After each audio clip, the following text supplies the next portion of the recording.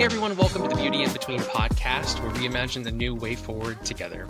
I'm Gabe, and this is Katie. Hi, everyone. Hello, Katie. Hello. We have a very special guest with us today. Hello, Damaris. It is wonderful to have you on. This is the first time that I'm meeting you now. Yes, hello friends. Nice to meet you. First time, Gabe. Yes, sir. This honestly has been such a fun foray into friends of mine who I've had at least some conversations with, if not many. I'm just slowly introducing to Gabe via the podcast. All the people that I've Yes. heard the names of are finally getting faces. Thank you for coming on, Damaris. And just to give you all a little bit of information about Damaris, Damaris Taylor looks out at the world and sees connections and points of integration between unlikely pairs. With this gift, he serves others as both a pastor and a financial advisor. And we heard his dogs in the background a little bit earlier. He sensed a call to ministry in the Lord's Church at age 7, and while at Harvard University, which we learned recently, he majored in the comparative study of religion with a secondary in government, striving to prepare for ministry. Today, he co-leads a microchurch in Boston, Massachusetts, that meets in his home. And like I said, Damaris is married with a 3-year-old daughter and has 2 dogs.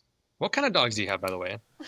Well, I love my dogs. One is an Australian Shepherd, and the other is a Maltipoo. Oh Okay, my gosh, well, yeah. you have a Maltipoo? The Yes. 2 different parts of the scale. Yes. Oh, very different, but Aw. they love each other so much. That's so sweet. Yeah. I mean, our family dog growing up was a Maltipoo, and I know that Maltipoos are feisty, confident, Oh, courageous little pups. So I'm sure that your yes. Maltipoo absolutely thinks it's an Australian Shepherd. Yes. He thinks he's big. Yes, definitely. Well, Yeah. before jumping into today's topic, just want to get a little update. What have you been into lately, Damaris? Yeah. I think Well, my family and I have been really deciding if we want to be people who are global citizens. So that's been something really interesting for us. So we've been traveling out of the country quite a bit this year. So just to expose our daughter to different cultures and different people, and so that's been really interesting for us and something we really enjoy. Yeah. has there been anything that y'all have loved like the most so far? Oh, my favorite thing was going to church on the island of Saint Martin. And Oh my goodness. it was for the island of Saint Martin. It was a pretty large church, like 200-300 people, and it was so good. And we took the church van home to our resort, and that was the best experience because we got to literally just be with people and talk to people and see where they lived, and that was so much fun. And my daughter was, hanging out with other kids in the church van. It was just so sweet. That's Yeah. awesome. I mean, any time in a church van in that scenario, I feel like has to be the best. I mean, that's like Yes. distilled community, friendship, relationship time. Yeah. That's It awesome. was That'd be quality. so funny seeing a church van pull up to a resort, though. Hey, there was. We got out of it. That's awesome. Well, Gabe, what have you been enjoying recently? It's kind of funny hearing that too, because I think like sometimes whenever people on vacation, like they kind of have that debate between like, do I go to church or do I try to go to somewhere or like try to attend something online while I'm out of town? And Yep. being like, I'm gonna go out of town and I'm gonna go out of town of church is always that's super fun and that's an exciting thing. But yeah, I guess for what I've been into lately, I have mentioned a couple times the esports head coach job on the podcast of a potential job that I've been looking into, and so had another meeting with the athletics department yesterday, and it was super fun. It was really exciting being able to talk about kind of my hopes with what I'd be able to help develop that program into. And I think they don't have a huge plan as to what that esports, like the video game program, will look like. And so, yeah, I'll kind of be able to mold it into what I want. But going over and seeing all their computers and stuff was super fun.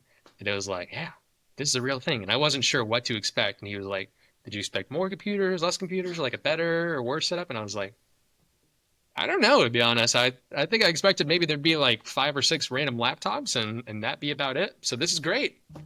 So that was super fun, and I'm excited to get into some more details of it and probably be starting that up in the next couple of weeks. But what have you been into lately? What's going on? Let's see, what I have been enjoying. I've been thinking about the answer to this question in the car ride up here because we know that we're going to ask this question and you'd think I'd be more prepared. But what I have been enjoying recently is the show Will Trent. So I started the season talking a lot about The Good Wife. I have shifted out of The Good Wife world for now, although it still gets honorable mention, into the show Will Trent. Damaris, if you haven't watched I have it, not watched it. and if you're a TV, if you Yeah, enjoy TV I enjoy shows, TV. Yes. I cannot recommend Will Trent enough. I just recommended it to a member of the Chasing Justice team while she was sick. It's so well written. It's a show that's based in the South without making the South like super gimmicky. The main Yeah. character does have a pretty hardcore Southern accent, so like I had to get over that. But everyone else just like it feels very familiar, and they do such a great job of honoring and recognizing like the black and brown histories and stories of the South in the format of this TV show that's like a drama detective type show, but it's actually done well. Can't recommend that one enough. I love Will Trent. I've been enjoying Will Trent, and now I have to wait a year for the next season, so that's How unfortunate. many seasons are there? There's 3 seasons, and they Okay. get longer. List ready. It's on. Well, It's just a shit speaking show. of crime and law, which is a vocation, today we're talking about, wasn't that such a smooth Crime, transition? law, Smooth. money.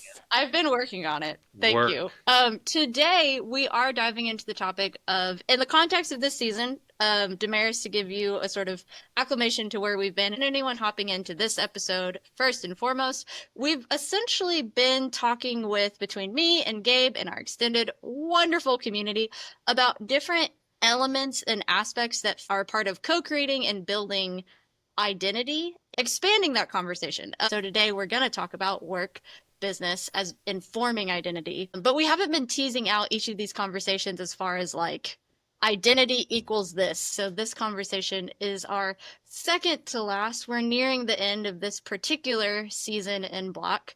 And Damaris, when Gabe and I were trying to figure out who to have on for this episode, talking about where engaging in work, engaging in vocation, and so more often than not, especially with Gen Z, Gen Alpha, the conversation between what is vocation, what should I pursue, what should I do for work has gotten so intricately intertwined with calling as well. And of course, and then calling is a word that I often recently have been trying to use less and less of.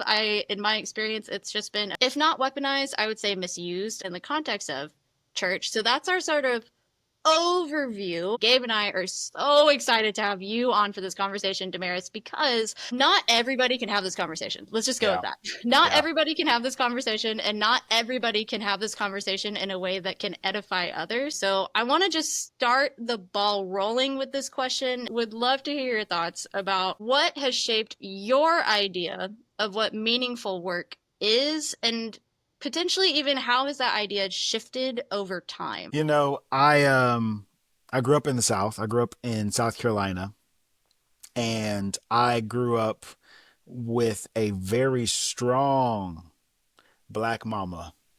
And so it was so funny as you were asking this question. The first thing that came to mind is my mama shaped a lot.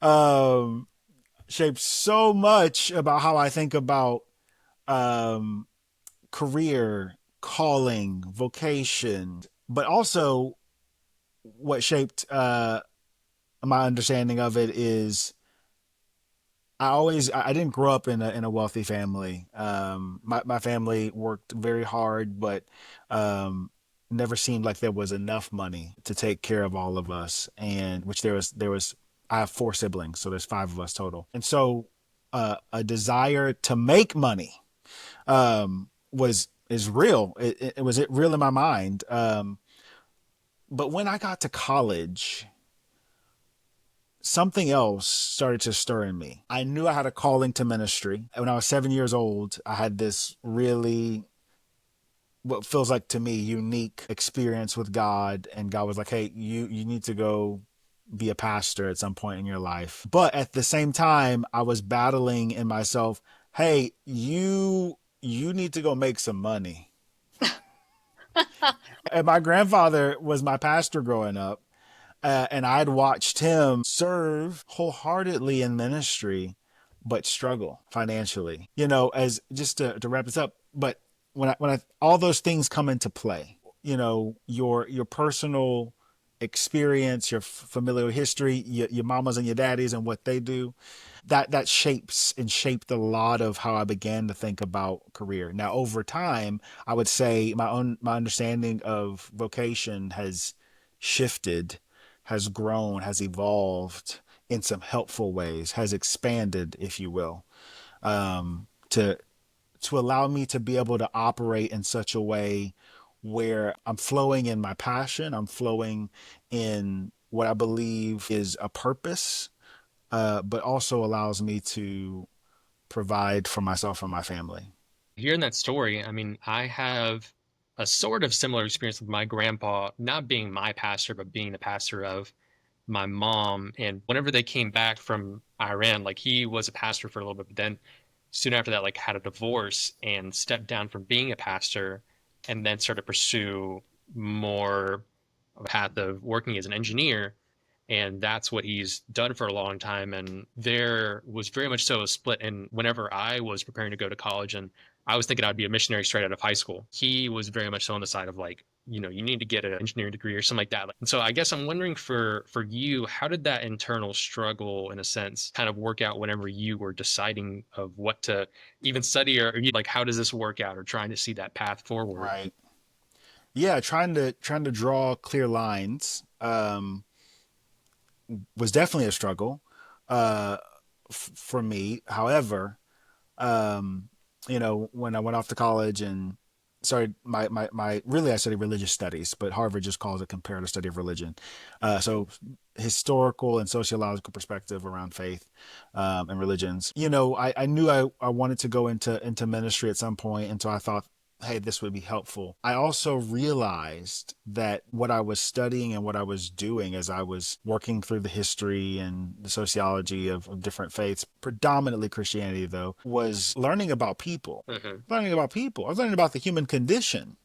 Mhm. And that is something that you cannot downplay. That's Yeah. valuable to learn about people and who we are as humanity, what makes us tick, the great similarities that people experience in their lifetimes, the ups and downs, as preachers in the Black church would say, the vicissitudes of life. That was so valuable to me, and helps me to figure out how to just navigate not only in ministry but in the work that I do now as a financial advisor. That's super important. And even that idea of like, feeling that pull between ministry and what I'm doing as work. And for a lot of us, we have this sort of draw between those two where it's like, okay, I want to feel fulfillment in what I'm doing, but I also want to earn money in what I'm doing. Yeah, and I think I'm curious if you could speak to it from your context, being a pastor to a micro church and being a financial advisor. And I also think about in immigrant communities, in first and second gen communities, and also in just Black and brown communities, broadly speaking, in America,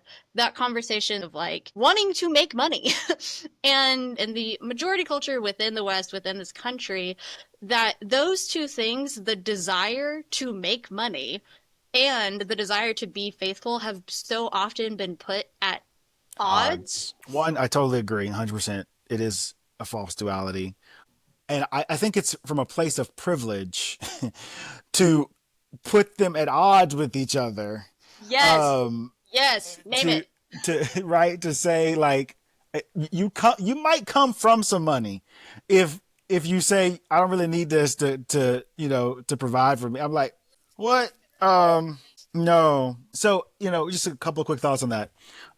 When I sit with this tension that is there, wanting to live into your purpose, wanting to impact the world in a positive way, but also be able to provide for yourself, and to have resources to do certain things, and maybe not even for yourself. If you're like me, you want to help take care of your family who's behind you. and not just your immediate family. It might be some cousins and aunties and some uncles that you're helping with in certain contexts too, right? It is stepping into this space of realizing it's not selfish or evil or bad to have a mindset of abundance and not live into a mindset of scarcity. I think it is also helpful to realize that, especially for our Gen Z folks, as you are stepping into the career space or beginning or working your first few years, that as time goes, um, there will be varied opportunities for you to be able to build on what you have financially and to get the bag, so to speak. But I would always say pursue what you believe Jesus has put in you and realize that if that pursuit leads you to a 9 to 5, quote unquote, um, there's nothing wrong with that. I always knew that even though I would serve in the church, in church leadership, I always knew that I would at some point step into, quote unquote, the marketplace. That was a desire of mine. It was even something that I felt like the Lord was leading me into, because I didn't see a divide between the kingdom and the marketplace, but because I saw everything as part of the kingdom, and that I'm working in this from this perspective of I'm a sent one wherever I go, whether I'm doing it in the church house or I'm doing it in the corporate space. I'm a sent one of Jesus. And to break down the secular and the sacred is so important to remove that divide, and that plays into this right career, this passion versus do I get my money, because when we think about it in terms of all things are sacred because we breathe and we move and we've been given the gift of life from Jesus.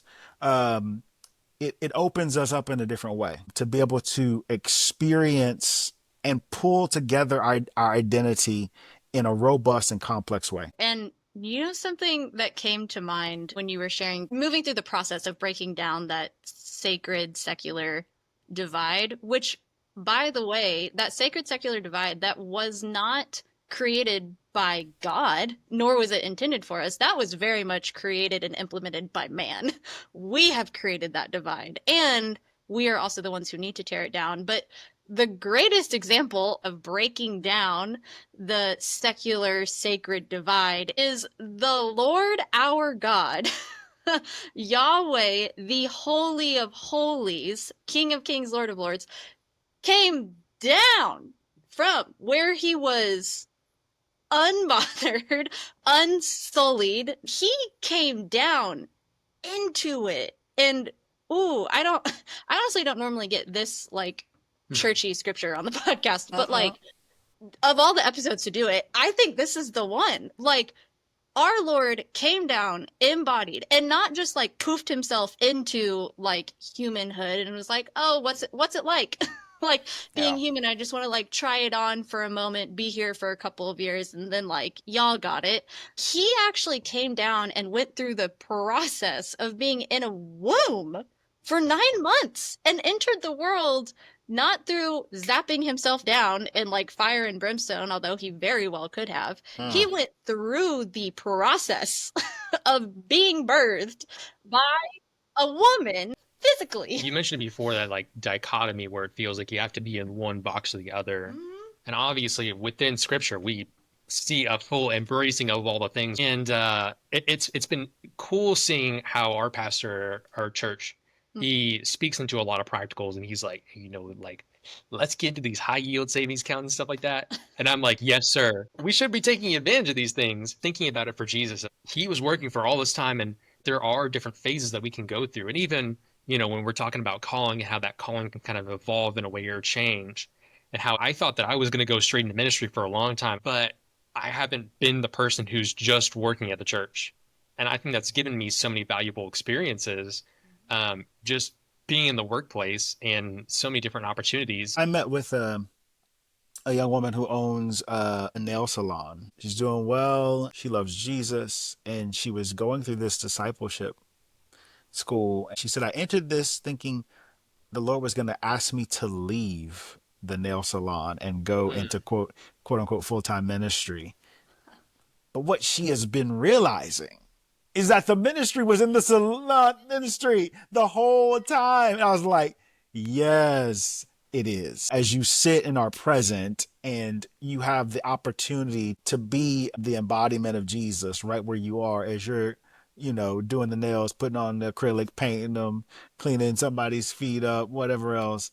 And she realized like that was so powerful and that she didn't have to create this whole other space in order to impact the world for Jesus.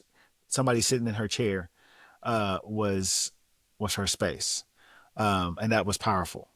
That story reminds me of is one conversations that I have all the time within the local work that I do in Austin ministry, where we actively come alongside and give business training and resources to Black and brown Christian small business owners, who so often, a lot of these folks who are so desiring and have that heart of like, oh well, I started this business assuming that God would kind of have me set it up, make it sustainable so that I could go somewhere else to do ministry. And the conversation that I so often have is seeing that light bulb moment for our business owners who are putting together, oh, we need to redefine what we think ministry is. Because that was something that I was thinking, Gabe, while you were talking about. If we compared Jesus's ministry to what we nowadays would call ministry, like in a church, they do not look the same. It's night and day. Like people then, the churchy, the religious folks of the day in power, and his disciples, his poor disciples, who were just trying to figure out life. Like more often than not, both the high religious folks and Jesus's disciples were like, whoa, Jesus, this isn't your calling. This isn't ministry. What are you doing? Why are you spending time with the children? Why are you going and having dinner with this person? Like, what are you doing? We have real ministry to go do.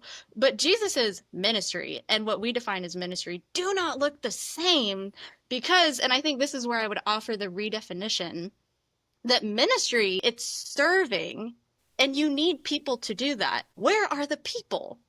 The people are at work. Whether you're a business owner in corporate America or an educator, work is ministry and can be ministry because there are people to be served and loved and invited into the kingdom or encouraged in the kingdom if they're already here, right? That's right.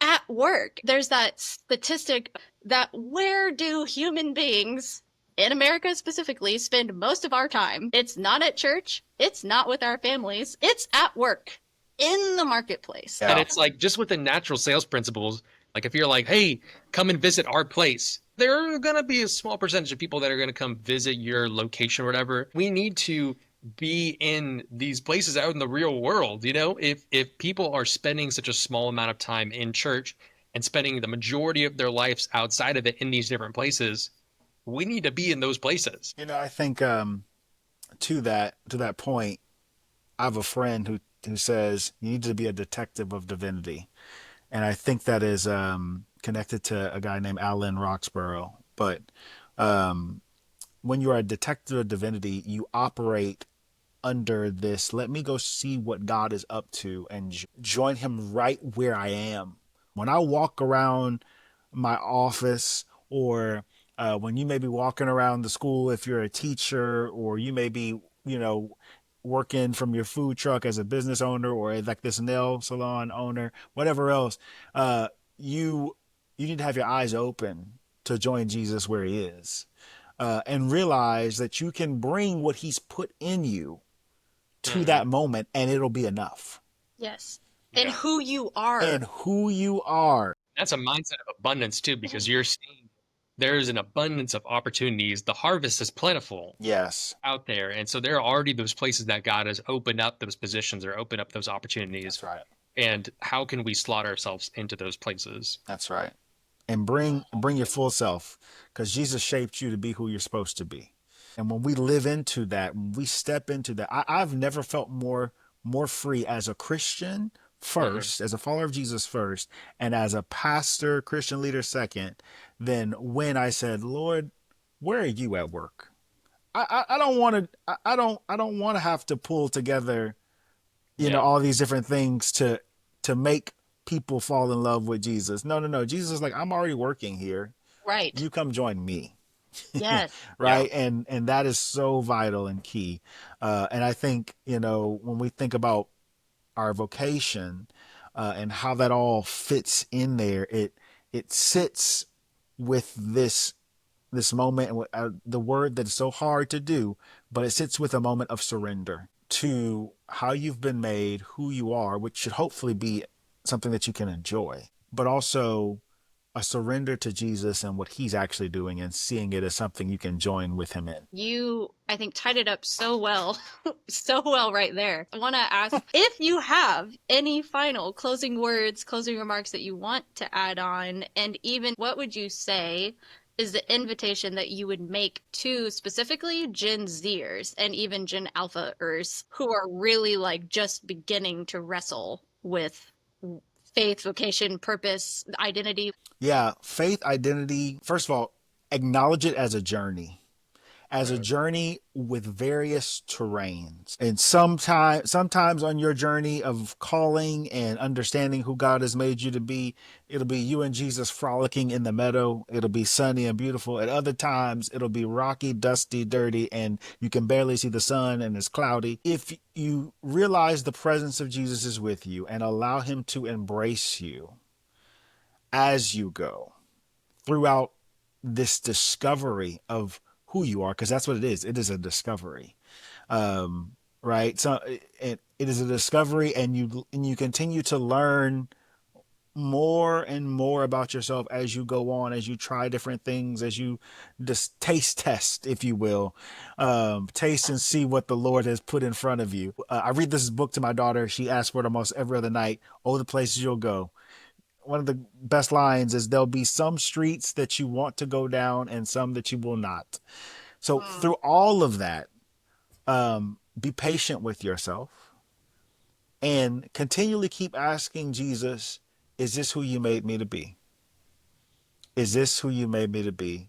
And keep listening out for his voice, not society's voice, not your mama and daddy and sister them, but what is Jesus saying? And embrace that. I think that is super true. It's something that I've even been thinking about recently within my own journey of what work looks like. And it's like sometimes there aren't these points whenever you're able to just do. Like you gotta have these times where you have to prepare and you have to go down those streets like you don't want to when you feel like you're kind of pulling teeth and you're like, man, this is really not working with who I innately am and it doesn't come to me naturally.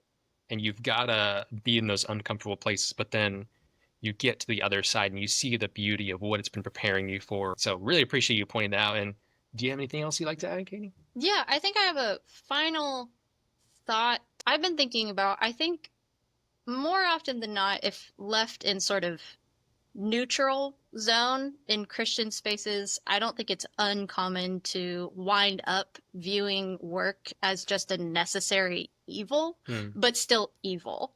And I guess my invitation and wondering that I really just want to invite everybody into is that question of wondering, what would it look like if we as a community and society together and individually, what it would look like if we shift our view of work to being part of the sanctification process, not just for individuals scattered all over, but even viewing work as a tool that the Lord is using to sanctify his church, capital C, globally, in America, outside of America, in the global south, all over. What would it look like? How would we engage? How would that shift our mentality, our mindset? How would it even shift how we do determine what we're going to go do? Acknowledging that getting the bag is important. God knows that we need resources. And what would it look like to have a redeemed view of how we engage getting those resources, that we honor who we are and who God has created us to be and what he has placed, as Damaris, you so well said, what he's placed in us and how he has created us to work those things out in the world for the good of people and community around us. So that's sort of my closing. I don't know if that's an invitation or a call, but that's my thought. Yeah, I mean, I think even in more specific wording, and something that we kind of have touched on a little bit already, is like seeing work as an opportunity, Yeah. not just for earning money, but for being yourself. And that's, how it loops into our whole part of identity is being our full selves in that workplace and being able to seize those opportunities. You can show up as yourself and it can grow you through doing that work. Damaris, closing things down, I'm thinking for our listeners who would love to follow, hear more about you, your work in the microchurch world and financial advisor world, and across all the spaces, if there's anyone who's just wanting to connect with you, ask you more questions, follow, hear what you're doing, where can they do that? How can people find you? Yeah, sure. You can find me on social media, Damaris J. Taylor. So you can find me on LinkedIn, Facebook, Instagram. I'm there. And I'd love to chat with you. Send me a message. Love to talk more about vocation, ministry, whatever. Damaris, thank you for hopping on this episode with us. I was so blessed, and I absolutely trust and know that folks will be blessed beyond this as well. So Thank you for your time. Thank you for working with us in the tech issues at the beginning of this episode. Yeah. And to all of our listeners, we will talk at you and hopefully talk with you again soon next week. Bye. See you later. Bye, y'all. The Beauty in Between podcast is part of the Chasing Justice podcast network. To find out more, go to chasingjustice.com. The best ways to support us and the podcast directly are by leaving us a review, sharing this podcast, and joining the Chasing Justice Patreon linked in our show notes.